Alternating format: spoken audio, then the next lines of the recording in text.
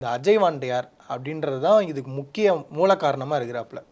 அவரை பற்றி இன்னும் டீட்டெயில்டாக நம்ம விசாரிக்கிறப்போ என்ன தெரிய வருது, இவர் இதுக்கு முன்னாடி வந்து கருணாஸ் கட்சியில் இருந்திருக்காரு அதிமுகவுக்கு முன்னாடி. முன்னாடி அதுக்கும் முன்னாடி அவர் எங்கே இருந்தார், அது ஒரு பூர்வீகம் எங்கன்னு பார்த்தீங்கன்னா எங்க திமுக தான்.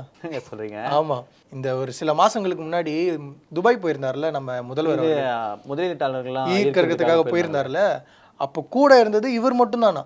அப்படியா? அஜய் வாண்டியார். வந்து ஆமா ஆமா, அஜய் வாண்டியார் மட்டும்தான் கூடவே போயிட்டு எல்லா இதையும் அங்கிங்க இதெல்லாம் பண்ணிட்டு வந்திருக்காரு. அந்த ஒரு பொசிஷன்ல இருந்த அஜய் வாண்டியார் எதுக்காக திமுகல இருந்து வெளில வந்தாருன்னு தெரியல. எதுக்கு அதிமுகல சேர்ந்தாருன்னு தெரியல. அதுவும் தெரியல. அஜய் வாண்டியார் இது மட்டும் இல்லாம அவர் மேல நிறைய கேஸ் இருக்கு போல. இந்த நிலத்தை வச்சு பொய் பத்திரம் ரெடி பண்ணி அதை மற்றவங்கள்ட்ட விற்கிறதா இருக்கட்டும், இந்த அடிதடியில் ஏற்கனவே இந்த இப்போ நுங்கம்பாக்கம் இல்லாமல் அதுக்கு 2020 வந்துட்டு பார்க் ஹோட்டலில் வந்து அங்கேயும் அடிதடியில் சம்மந்தப்பட்டு அரெஸ்ட் ஆயிருக்காரு. இதே விஷயத்தை திரும்பவும் முன்னாடியே பண்ணியிருந்திருக்கு. இவரோட வேலையே இந்த மாதிரி தான் இருக்குது. அது மட்டும் இல்லாமல் இந்த ட்ரக்ஸு சப்ளை பண்ணுறது, இந்த நிலத்தை வச்சு போய் பத்திரம்லாம் ரெடி பண்ணி அதெல்லாம் பண்ணுறது, மொத்தமாக இதான் இருக்குது. சொத்து திருடுறது, ட்ரக்ஸை விற்கிறது இப்படின்னு பல எல்லா நாதாரித்தையும் பண்ணியிருக்காப்புல. அது மட்டும் இல்லாமல் இவர் யார் அப்படின்னா அன்பில் மகேஷ் அவருக்கு கொஞ்சம் ஒரு தூரத்து உறவு மாதிரி.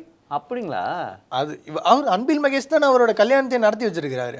அப்போ அந்த அளவுக்கு அவங்க கூட்டு நாட்டு இருக்குல்ல. இதெல்லாம் தெரிஞ்சும் அவர் வந்துட்டு துபாய் வரைக்கும் கூட்டு போயிருக்காரு. யாரு? நம்ம முதல்வர். யாரு? சட்ட ஒழுங்கா பாக்கெட்ல வச்சு சுத்திட்டு இருக்காருல்ல, அவர் தான்.